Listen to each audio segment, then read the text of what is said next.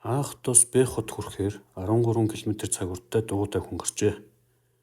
Түүний гарснаас 3 цагийн дараа Б хотоос А хотыг чиглэн дугуйтай хүнээс 5 дахин их хурдтай машинтай хүн гарчээ. Тэднийг уулзлах үед машинтай хүн дугуйтай хүнээс 65 км их зам туулсан байв. Хоёр хотын хоорондох цаг бол. За эхлээд зураглалаа гэж үзье. За энд А хот байсан. Энд Б хот байсан гэж үздэй.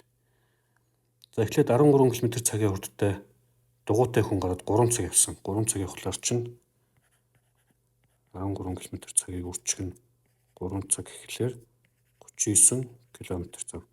За 39 км зам яваад энэ их сайн гэж бодъё. За үүнээс хойш дугуйтай хүн бол ийшээ 13 км/цагийн хурдтай явж байгаа. Харин Б хотоос яг урдаас нь члээ түүнээс 5 дахин хурдан. Тэгэхээр 13 км/цагийг 5-аар хөржүүлэхээр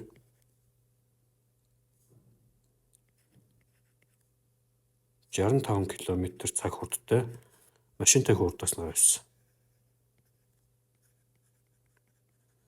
За энэ хурдны зургийг харах юм бол нэг нь цагт 65, нөгөөх нь цагт 13 км/цагийн хурдтай учраас зөрөө нь болохоор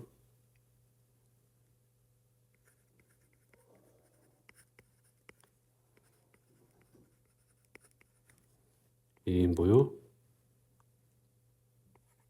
52 км/цаг гэж гарч ирнэ. Зөвхөн цаг тутамд энэ хоёрын хоорондох зөрүү нь 52 км болох хэрэгтэй байна. Гэтэл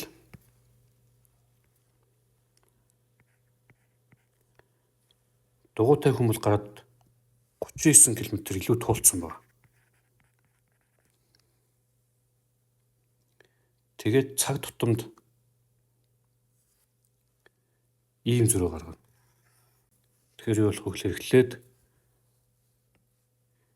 энэ зөрөө алга болоод дээрээс нь нэмээд 65 км-ийн зөрөө гарсан. Тэгэхээр нийт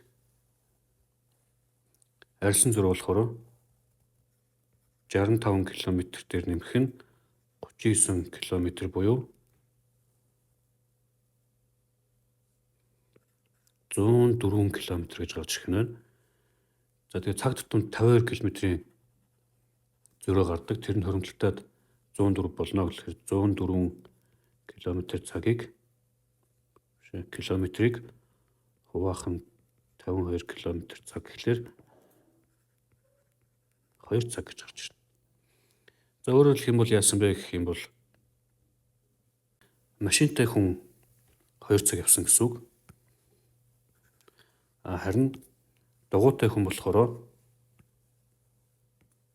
энэ 2 цаг дээр түрүүнд нь гарсан 3 цагаар нийлүүлээд 5 цаг явсан гэсэн үг. Тэгэхээр 13 км/цагийн хурдтай дугуйтай хүн нийтдээ 5 цаг явсан байх нь байна.